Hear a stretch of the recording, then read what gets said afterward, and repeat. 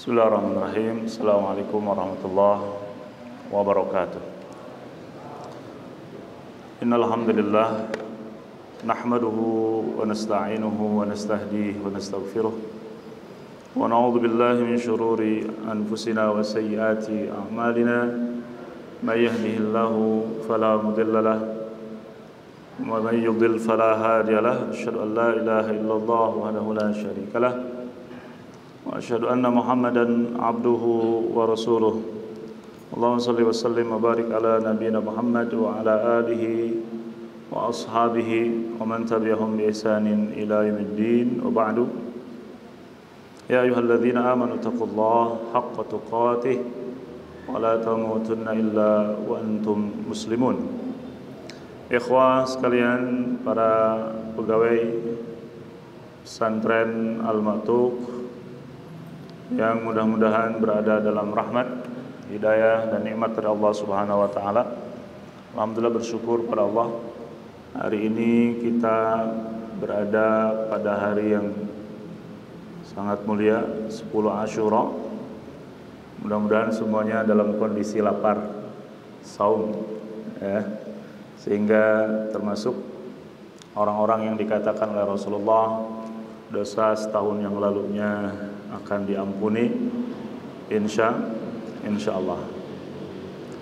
Hadis yang akan dibacakan pada siang hari ini nomor 24 sebagaimana yang di-share oleh Ustaz Ihsan. Betul gak Ustaz Ihsan? Betul ya? Pendek, jadi cukup 5 menit lebih selesai insyaallah. Qala al-muallifu rahimahullahu ta'ala wa nafa'ana bi'ulumihi fid dharain amin. Qala an Anas radhiyallahu anhu qala qala Rasulullah sallallahu alaihi wasallam inna Allaha la yarda 'anil 'abdi an ya'kula al-aqlah fayahmadahu 'alayha aw yashraba asy-syarbah fayahmadahu 'alayha. Rawahu Muslim. Hadis ini diriwayatkan oleh Anas Ibnu Malik. Sering disampaikan bahwa beliau adalah pelayan Rasulullah, khadim Rasulullah sallallahu alaihi wasallam.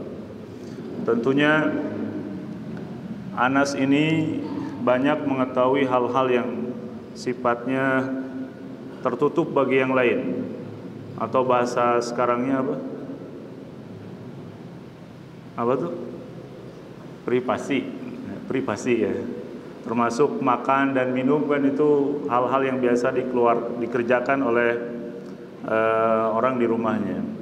Maka hadis ini pun menerangkan tentang adab makan dan minum yang dikaitkan dengan pintu-pintu kebaikan yang oleh Imam Nawawi disimpannya dalam bab banyaknya pintu-pintu kebaikan.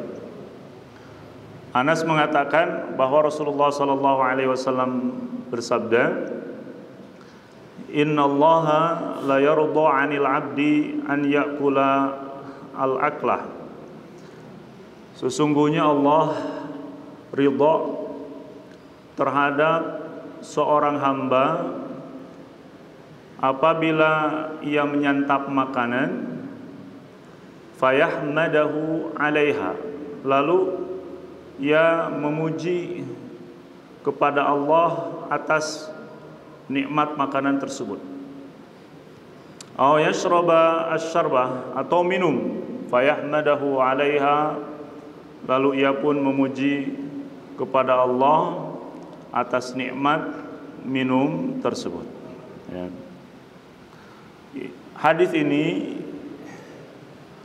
adalah salah satu di antara hadis yang sudah dibacakan sebelumnya, menunjukkan betapa besarnya kasih sayang Allah Subhanahu wa taala terhadap hamba-hambanya.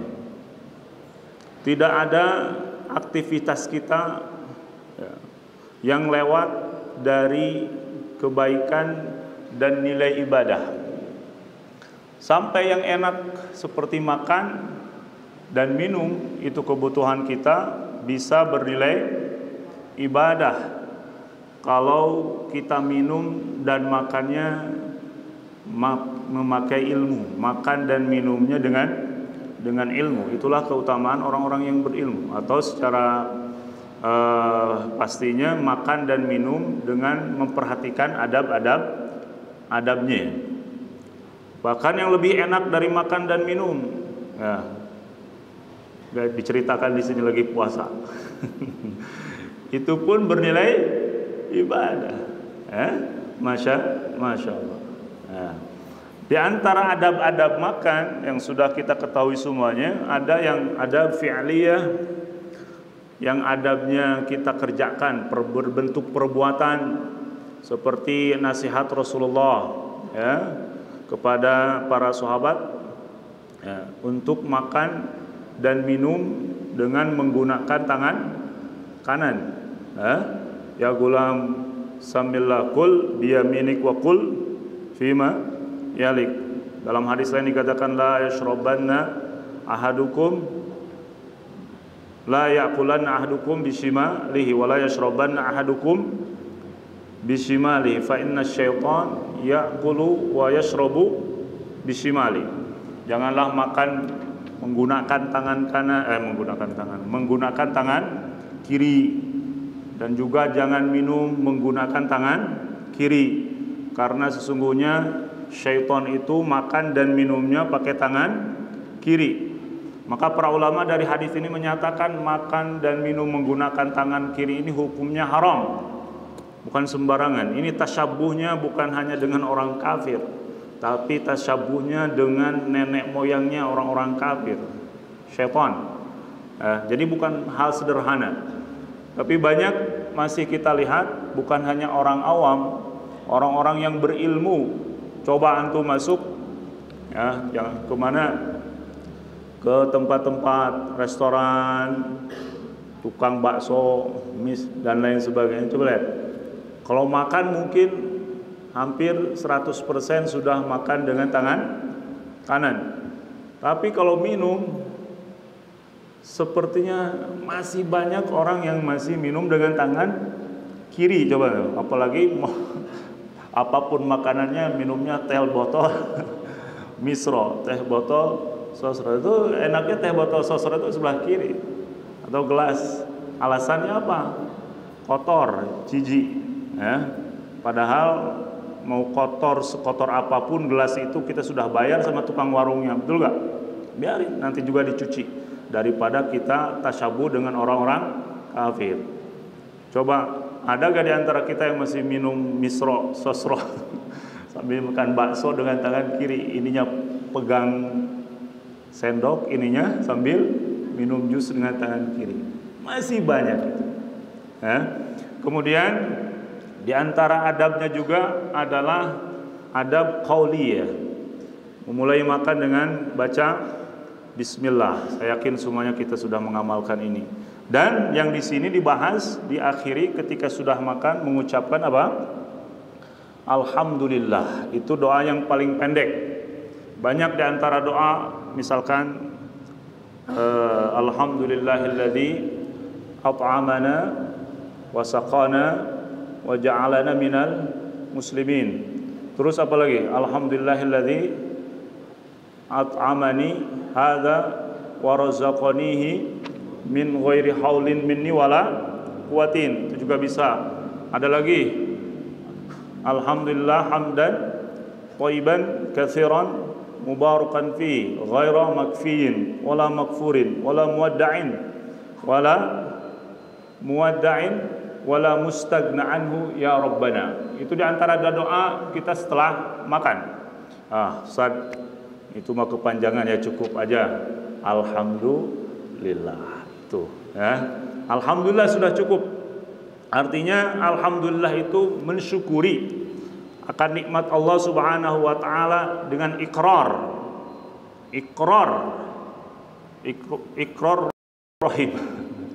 Ikrar itu pengakuan yang timbul dari hati ketika kita makan, mengakui bahwa kalau tidak karena Allah mengizinkan saya makan, maka walaupun sesuap nasi ini tidak akan masuk ke mulut saya. Begitu. Kemudian mengakui dengan memuji lisan, mengucapkan alhamdulillah. Kemudian yang paling berat, memuji Allah, bersyukur atas makanan dan minuman itu yang ketiga. Kalau dengan hati mungkin agak mudah, dengan lisan sepertinya lebih mudah karena terbiasa terucap. Ini yang ketiga, bersyukur kepada nikmat makanan dan minuman itu, an yuskhir, merendahkan diri kita, anggota badan kita yang tumbuh dari makanan yang kita makan itu untuk ketaatan kepada Allah Subhanahu wa ta'ala. Kita makan dan minum, kemudian anggota tubuh kita ini tumbuh dari makanan dan minum dari nikmat Allah. Selanjutnya sebagai bentuk syukur kita kepada Allah adalah menggunakan anggota badan kita ini dalam ketaatan. Maka coba kita hitung berapa dari suap nasi yang bisa menjadi amal soleh bagi kita. Kalau misalkan sudah 99% berarti mendekati ucapan alhamdulillah kita setelah makan. Makanya sepertinya ini mudah sekali, Masya Allah. Alhamdulillah mendapatkan ridho Allah. Sementara ridho Allah itu bukan hal yang sepele. Ridho Allah itu adalah nikmat di atas nikmat. Antum tahu dalam riwayat hadis dikatakan ketika Allah Subhanahu wa ta'ala nanti mengumpulkan ahli surga, ya ahlal jannah, hai ahli surga. Kata ahli surga mengatakan, labbaik wa sa'daik wal khairu biyadaik. Ya Allah, kami menjawab seruanmu. Kemudian Allah mengatakan, hal raditum, wahai hamba-hambaku yang di surga, kalian sudah ridha, kalian sudah puas dengan semua kenikmatan yang ada di surga ini? Apa yang dikatakan oleh para ahli surga, insyaallah antum semua berada di dalamnya, antum akan mengatakan, malana la narda ya Rabbana. Kenapa kami harus tidak ridha, tidak puas dengan nikmat yang begitu enak ini ya Allah? Qad a'taitumuna ma lam tu'ti ahadan min khalqik. Engkau telah memberikan kenikmatan ini yang tidak engkau berikan kepada orang selain kami. Terus Allah mengatakan, ala u'tikum afdala min dzalik, maukah kalian aku berikan lebih nikmat dari surga yang kalian berada sekarang di dalamnya? Ayu syai'in afdala min dzalik ya Rabb. Kata ahli surga itu, ya Allah, apa nikmat yang lebih besar dari surga yang begitu nikmat ini? Allah mengatakan, uhillu alaikum ridwani wala usitu alaikum ba'dahu abada. Pada detik ini aku halalkan keridhoanku untuk kalian, wahai ahli surga, dan aku tidak akan membencimu setelah ini selama-lamanya. Dan di antara ridha Allah adalah kita bisa melihat, bertemu, melihat, memandang Allah Subhanahu wa ta'ala di surga. Itu nikmat yang begitu besar. Jadi ridho Allah itu adalah nikmat yang paling besar dan bisa diraih hanya dengan mengucapkan apa? Alhamdulillah, kemudian mengakui hati sesungguhnya semua nikmat dari Allah, dan kita tundukkan anggota badan kita ini yang tumbuh dari makanan yang dirizkikan oleh Allah Subhanahu wa ta'ala dalam ketaatan kepada Allah Subhanahu wa ta'ala. Mudah-mudahan kita semua yang di sini termasuk hamba-hamba Allah yang akan ditanya nanti di surga.